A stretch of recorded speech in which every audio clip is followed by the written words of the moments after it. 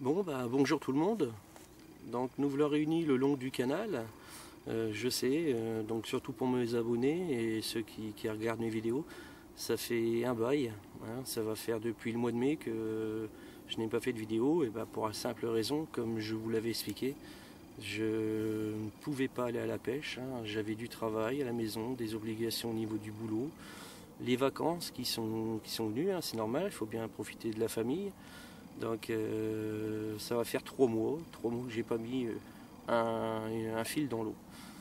Donc je suis un petit peu bourré d'adrénaline, comme on dirait, parce que depuis 3 mois, ça, ça commence à faire longtemps. Et là, du fait d'être au bord de l'eau, surtout au niveau de cet endroit-là, sauvage, euh, je, suis, je suis un petit peu, pas surexcité, mais un petit peu excité.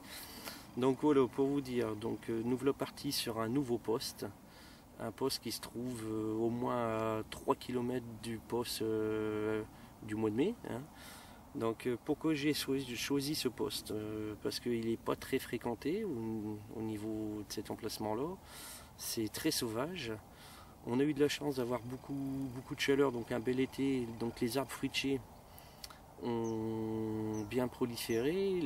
Les arbres au niveau des baies, des petites prunes, les ronciers au niveau des murs. Hein, la berge en face, justement, c'est pour ça que j'ai pris ce poste-là. C'est hyper sauvage, il n'y a pas un passage de pêcheurs, c'est que des arbres, hein. Et ces arbres plongent dans l'eau, hein, au moins de 2,50 m. Et ils sont remplis de baies, de petites prunettes.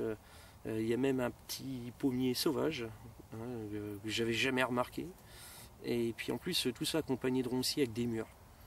Donc tout ça, c'est pratiquement mûr, ça commence à tomber dans l'eau. Et pour moi, ça, c'est des spots à poissons au niveau des carpes, c'est sûr. C'est sûr qu'elles viennent profiter de cette nourriture naturelle qui tombe dans l'eau. Donc, pour vous expliquer, la berge d'en face, sauvage, elle est caillouteuse. Donc, il y a pas mal de belles pierres, de petits cailloux, de gravier. Et tout ça, ça descend sur une pente douce jusqu'à la limite vase gravier, quoi. Tout ça donc à peu près à 3 mètres, 3,50 m du bord, donc vraiment 1 mètre devant l'aplomb des arbres. Donc je vais la tenter comme ça. Mes deux cannes donc face au biwi sont en face, elles sont espacées à peu près de 20 mètres. Et les deux autres cannes, celle de gauche et droite, la berge donc de mon côté, c'est une berge un peu moins sauvage, mais quand même pas mal de repousses au niveau des arbustes. C'est griblé d'herbier, en pente douce. Là, pas caillouteuse, c'est plutôt du limon ou de la vase dure, mais bon, c'est pas mou. Donc la canne de gauche se trouve vraiment en limite de cette pente, au niveau limite fondure vase.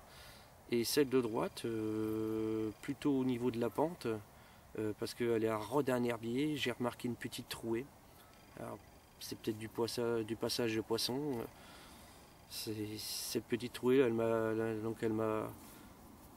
attiré tout de suite, et donc j'ai disposé la canne. Bon, donc bouillette de 24, nouvelle recette. J'ai arrêté le frolic, je suis parti sur une base donc céréalière. Donc les 3 farines à part égale, avec de la graine à canari broyée, de l'épice, donc je peux vous le dire, hein, donc du curry, et tout ça donc hyper sucré avec un petit arôme multifruits, fruits intenses, justement pour rappeler donc la berge d'en face au niveau des murs, des prunes. Ça sent bon, je suis content de mon résultat, donc maintenant c'est la première fois que j'ai pêché avec. Il n'y a pas de raison. Si le poisson passe sur le coup, je vois pas pourquoi il ne serait pas intéressé. Donc amorçage 48 heures à l'avance, donc hier et avant-hier, sur à peu près 100 mètres de large, 3 kg à chaque fois, bouillette donc 24 coupes en deux. Rien d'autre, que de la bille. Et donc là, en disposant mes cannes avec une pâte d'enrobage, hein, que j'ai fait en même temps que mes bouillettes, Tout ça dans les sacs solubles, bouillettes coupées en 4, en 6, en 8 pour faire un petit peu de particules. J'en ai broyé au cocha, donc tous mes sacs remplis comme ça. Et j'ai ramorcé par similé sur la totalité du poste. Donc un petit peu moins inséré, on va dire sur 70 mètres. Donc maintenant je croise les doigts, j'espère vous reprendre tout à l'heure pour vous montrer au moins un poisson. Et j'espère que ça va le faire. Donc écoutez, je vous dis à tout à l'heure. Allez, salut!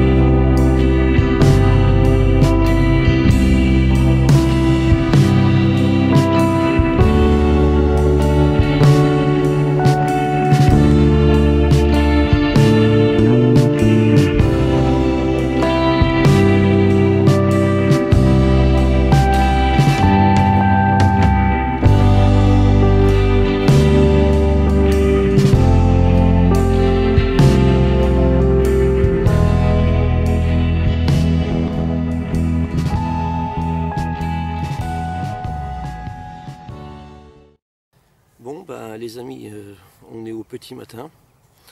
Donc comme dans la vidéo vous allez le remarquer, je vous ai pas réveillé cette nuit. Donc il est 7h30. Hein.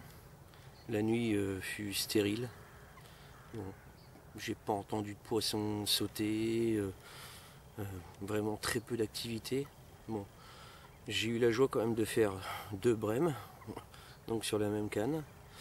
Donc justement, c'est pour ça que je vous le dis, je voudrais, pour ceux qui débutent, hein, bon là je vais vous montrer un montage pour les carpis avérés, ils connaissent, mais pour les personnes qui commencent, ça leur donnera des petites idées.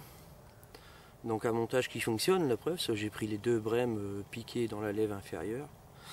Donc je vais vous présenter ça.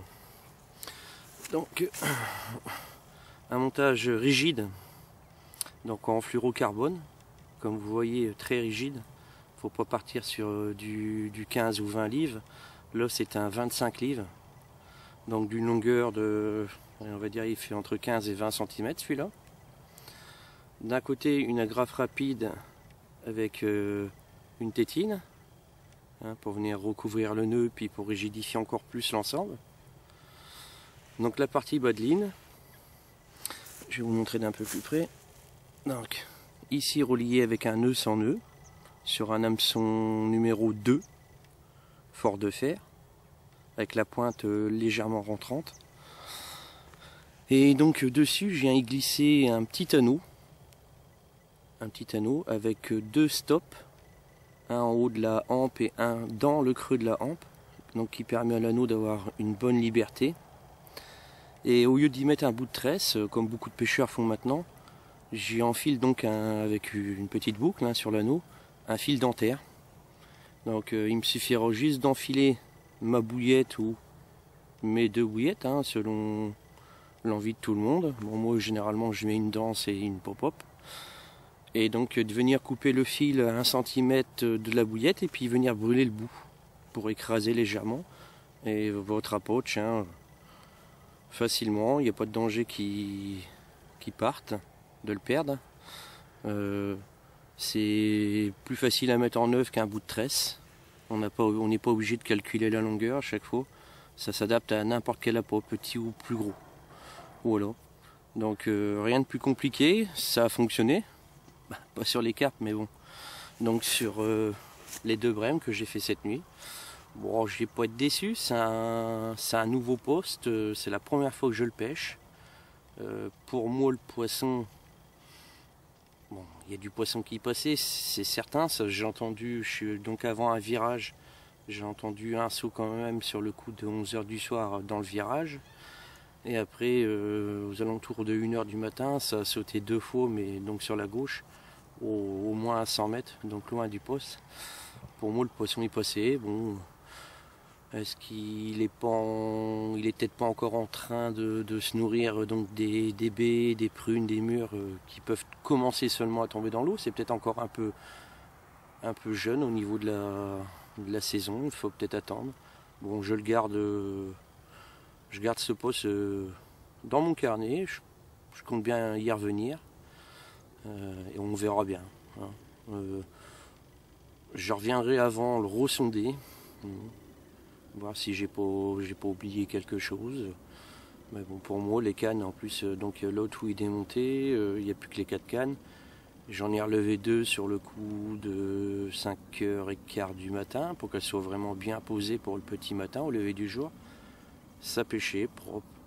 Donc on va dire que le poisson n'était pas au rendez-vous. Voilà. Donc c'est pas grave, je vais quand même vous mettre la vidéo en ligne pour répondre à un jeune abonné qui m'a envoyé un message en privé il y a quelques temps, comme quoi il était surpris que mes vidéos, à chaque fois je faisais du poisson. Donc là, bah, ça il prouvera que c'est pas une science exacte. Tout le monde prend des capots, ça fait partie de la pêche. C'est comme ça, c'est pas mon premier, ça sera pas mon dernier. Donc je vous donne rendez-vous la semaine prochaine, donc dans 8 jours, vendredi. Donc là, je vais aller sur un autre poste complètement à l'opposé. Il faut savoir qu'ici, le bief fait quand même 6,5 km de long entre les 2 écluses. Donc le poisson, bah, il voyage.